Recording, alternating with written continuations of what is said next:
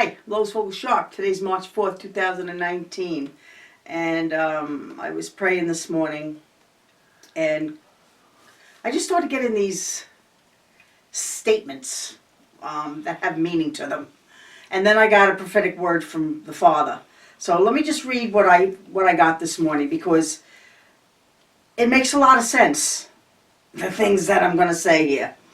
And we have to come into an understanding as God's people, the answer to a lot of these statements that I'm going to say. So let me just read them.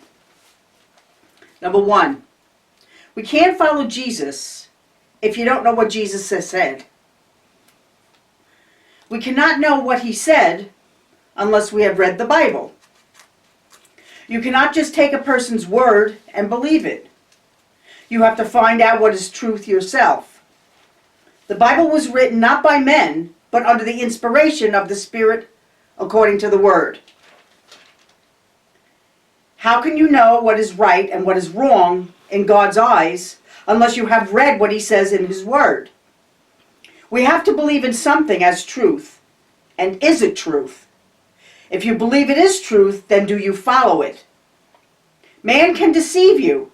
So you cannot just go by what they say unless you truly trust that they are speaking truth. Confirmation can verify truth, but again, someone can lie. Trust is very important in what you believe is truth. We either believe someone is telling the truth or we do not. God is not a man that he can lie. If you have not personally read the Word of God and believe it, then you do not know what is truth. No one should be talking about the Word of God to anyone unless they have read it themselves. You cannot know the Word unless you have read the complete book. And who do we think we are that we can dispute the Word of God if we have not even read it? We cannot be a follower of Jesus unless you actually know what you are following. We become followers of people who we like or agree with, even if they are wrong, because we do not know if they are wrong.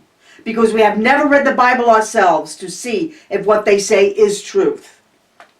Time to find out what is truth, for we are in perilous times. And if you have to stand up for truth, you better know what truth is. We are following too many people who do not even know the Word of God.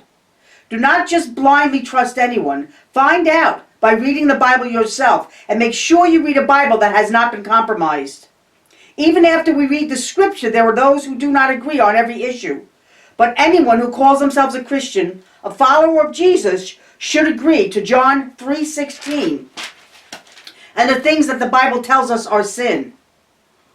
Questions are, do we believe each other's report? Truth is truth, and unless we know what is truth, then we are living in deception, and that can be dangerous and can lead us to hell. We need to know what God calls sin, and if you are a follower of Jesus, then why are you living a life that is opposite of what he says you should be doing? Sin leads to death, and salvation leads to life. And which one are you walking in? Then I got this prophetic word. Tell my people they are living in perilous times, and they must be true followers of Yeshua. It will not cut if you just think you are walking the spiritual life and find out you are following sin. You must know what is truth and who you are actually following. The road to destruction is very wide, and the road to salvation is very narrow. You must know the difference between what is right and what is wrong. I cannot bless sin in any way. I can only bless purity and sanctification. You cannot walk in your own righteousness, for it is filthiness to me and my being. And unless you are covered by the sacrifice of my Son, then you are in filthiness of soul. I will that none should perish, but not all will accept my answer for sin. My answer to save your souls from destruction was to send my Son to take your place so you could be free. If you choose to walk in your strength and your own righteousness, you will fall short. Accept my true love, for true love is proven when a person lays down his life for a friend. Accept my gift of salvation and walk away from the world that is perishing around you because of sin and arrogance and rebellion, to a Father who truly would have desired to love her. Woe to the inhabitants of this world, for the seals are opening, and whose side will you be on, mine or Satan's. Love your Father who art in heaven. God was showing me this morning the Bible verse that most Christians know, John 3:16. It's the one we've all heard of. We all kind of have it memorized. For God so loved the world that he gave his only begotten Son, that whosoever believes in him should not perish, but have everlasting life. He came not into the world to condemn the world, but that the world through him might be saved. That's the scripture that we live by as Christians. Jesus is not the condemner of the brethren. The devil is. The Holy Spirit is the convictor of our soul, our spirit being, to make us see what is sin and what is not sin. Why does God point out sin to us? To beat us over the head with a bat? To show us how wretched we are? Why does he show us what is sin? So that we can know. If we're not told what he believes is good and what he believes is bad, we have no clue what we should be doing in this world. Laws are made from what? Somebody in a higher power with authority. The laws of America were founded through the Word of God, the Bible. The Ten Commandments. Our laws on this country were founded by God, through God, and the Word that he put in the Bible. Well, the Bible was written by men and we can't trust the Bible. No, according to the Bible was written under the inspiration of the Holy Spirit. Therefore, the Bible is not written by men. Those interpreting the original Bible might have messed it up, and there are many out there right now that we are finding out there are actually sentences that are being removed. Scriptures that are not there that should be there. That's terrible. We have to go back as far as we can to the most original document that we have. King James Version is pretty close to that. The Aramaic Bible, these are all close to the original ones. And these are the ones we can follow. A lot of the newer ones out there, they take away words that have powerful meaning in them. They're just not right. So we have to be very careful what we're following and what we're listening to. You can't just listen to everybody out there and what they say, because not everybody has even read the Bible. Nobody.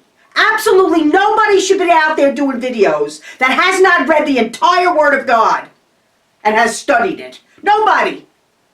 I don't care who they think they are. Anybody that's a prophet of the Most High God should not be speaking a word to God's people without knowing the Word of God. Because how would you know if you're getting something that's off? How would you know if the devil didn't come in and try to speak something to you one day? Why, we think he doesn't have the power to do that? He can do it anytime he wants. We have to be the ones that have the wisdom and the discernment to know when he's talking and when he's not talking. And when God's speaking and when God's not speaking. And the only evidence we have is the Word. So therefore, anything that's contrary to the Word of God, we can check it right off and know it's not legit. And anybody that's speaking off the Word, they're not legit. It's that simple. But most of you don't have a clue what's legitimate and what is not, because you don't know the Word yourself. We need to start taking time to study, to show ourselves approved, as the Bible calls it. We have to know what the truth is. You can't just believe what I tell you. I mean, I am a truth person. I speak the truth. I've been studying the Word for 48 years. Not just studying the Word. I've been walking in the Word and seeing it in action. I'm a seasoned Christian. I know it's truth because I've seen many miracles happen in the name of Jesus. It's not disputable to me. Nobody can tell me that the Word of God is not the Word of God, because I've seen it at work right in front of my very eyes. I've watched God provide for me my entire life, miraculously, most of the time. My husband and I don't take salaries from this ministry. We don't. God provides for me. I don't need to take a salary. These ministers that are out there getting rich off the gospel of Jesus Christ, they're getting it wrong. It's not about prosperity like that. It's prosperity in spirit. How many of them can go lay hands on the sick and see them recover? These prosperous preachers that are out there that have all this money in their bank accounts. Are they walking in the kingdom of God and operating and acting like Jesus did? and doing the works that Jesus did? That's what we're supposed to be doing. I've lived my life that way for 48 years. That's my life. I laid my life down many years ago when the reality of Jesus hit me and who he was. That's a believer. That's a follower of Jesus. As if the Bible says, thou shalt not steal, we don't steal. Thou shalt not lie, we don't lie. Thou shalt not covet thy neighbor's wife, we ought not to be doing these things. Now, it doesn't mean we can't fall into sin. I have fallen into sin. Very beginning of my walk with God, I've dealt with issues in my life. But God cleans us up as we go along. So that's why we can't point fingers. Because there are newbie Christians just coming into the kingdom of God that still have issues. Everybody's at different levels and they walk with God, and we have to be patient. Those that know the truth have to be very patient with those that you're teaching. Because they just don't know. It's like a child trying to learn the alphabet. To us, it's like easy peasy. Are you kidding me? The alphabet? I can say it probably backwards and forwards. Well, maybe not backwards, but forwards. Some of you can probably say it backwards. I can't. If I had to say it backwards, I'd have to go a little bit slow and get the one right before it each time and just keep coming back. But the point is, things that are easy to some people are hard for others. Some people having to give up cigarettes is very difficult. I never started smoking because my mother smoked and I hated the smell. So I was so turned off to cigarettes from the beginning, the smell made me sick as a child. So it was not something I wanted to do. But the point is, there are issues that God is delivering us from. There were people that believed they were born as a homosexual. They believe they were born that way. And there are physical things that can happen in our genetic makeup that can make things happen like that. And they can love the Lord with all their heart and not understand why I have these feelings that are against the Word of God. And let me tell you something, it is against the Word of God, same-sex relationships. Go find it in the Bible, it's in there. And a lot of it is because of rebellion and God turning people over to reprobate minds. But there are those people that do love the Lord and are just trapped in that sin. There are people trapped in sins in their lives, and God is leading them to how to get out of it. What about pornography? What about a lot of the men that have issues like that? And they can't stop, they have their issues. You need to heal your marriages. Because that's part of your problem. You've lost your relationship with your wife, your spouse. Therefore, you're having all kinds of temptations. What does the Bible tell us about that? Don't deny each other, lest you fall into sin. That's what that means, church. It means we're supposed to become one with our spouses. We go our own separate ways. We get married, everything's, whoa, great, and all this passion. Then what happens? We get so caught up in the world and our lives that we kind of drift apart. And the big love, passion, romance that you started in the beginning peters out with Peter. Nothing's supposed to peter out. We're supposed to be walking in the power, the fire, even in our relationships. We ought to love one another as brothers and sisters. How many would be willing to lay their lives down for their friend?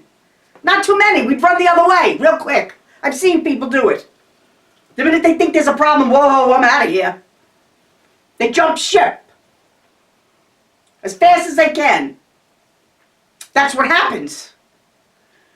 There are not too many stand-up people anymore in this world that will actually stand up for truth, regardless of the consequences for it. What are the consequences for us preaching the gospel? Well, there's going to be people martyred because of it. There already are. Those not denying Jesus, many will be murdered. Murder is wrong, according to the Bible. Therefore, abortions are wrong. It's murder. So there are things that we're doing and justifying. And if you're a Christian, you cannot justify something that Jesus said is a sin. Is he condemning you for it? No, he's not condemning you for it. He's leading you down the righteous path with him. To be a follower of Jesus, you have to follow the man. He's our Lord and our God. We have to follow him.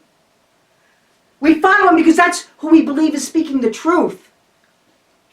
He is the way, the truth, and the life. And no man comes to the Father but by him, the Bible says. I believe that with all my heart, my soul, my mind, my strength. And I've seen it in action. If you lay hands on the sick, they shall recover. I have seen it happen in action. Cast out devils in the name of Jesus. I have seen it in action. The minute you come against the spirit and you rebuke it in Jesus' name, they go berserko. They scream. They just can't take it. And they have to go. We need to be walking in the power and the fire, especially in these last days. We are in perilous times because the world, the devil, who's trying to take over the world right now, wants to get rid of God's people. He doesn't want us here. We're in his way. We are preaching truth, getting people saved. He doesn't want people to get saved. He wants people in hell with him. So, what do we do about all this? We make sure we read the Bible. Start reading your Bible. And make sure you know what it's saying. Read it. And understand it. And don't just listen to the preacher. Because there are many preachers that are not preaching the Bible. They're preaching their own agenda. And if you stood in front of them with a gun to their head, many of these so-called preachers would deny the Lord. They'd be the first ones to deny him. Because they're not walking in the power of the Holy Spirit. They're not baptized in the Holy Spirit. They're out there for their own personal agenda. Prosperity. And they're fleecing the people. Well, if you give me so much money, God will bless you back with this amount of money. They can't say that. They can't say that for sure. God says, give and it shall be given unto you. Pressed down, shaken together, and running over shall men give unto your bosom. That's what he tells us. That doesn't mean money. Whatever way he's going to bless us, he's going to bless us. We have this whole theory. Well, if I ask in the name of Jesus, God's just going to do it. Not if you're asking and praying selfishly. You could be praying over somebody to not to die, and it's not the will of God. I've seen it happen over the years. They were praying over a poor woman. She wanted to go home. She had tears coming down her eyes. She couldn't hardly move anymore. And they're praying that she would stay here. I was like, she doesn't want to stay here. It's time for her to go home. Let her go. Sometimes we have to let things go. You see, the stronger we hold on to something in this world, the more of an idol it becomes. We have to be willing to let go of everything in this life. Everything. If God calls you to let go of something, you need to do it. And trust him with it. And sometimes it's a loved one that you hold dear to your heart. And you don't want to let them go. But meanwhile, it's the best thing for you, for them. And it's the will of the Father for his greater purpose. I know. I've been there and I've done that.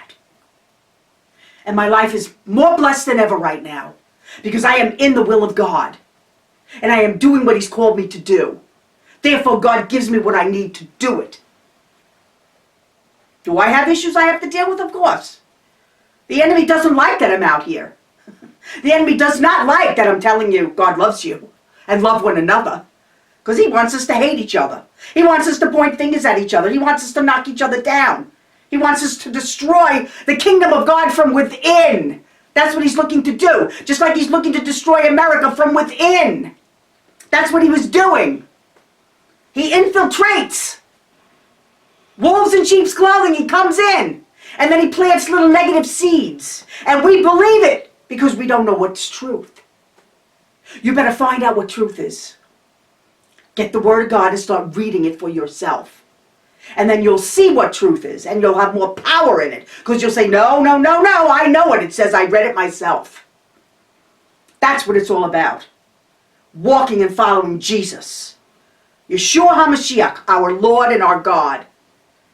And that's all I have to say. I'll be back when he sends me back again. Have a blessed day.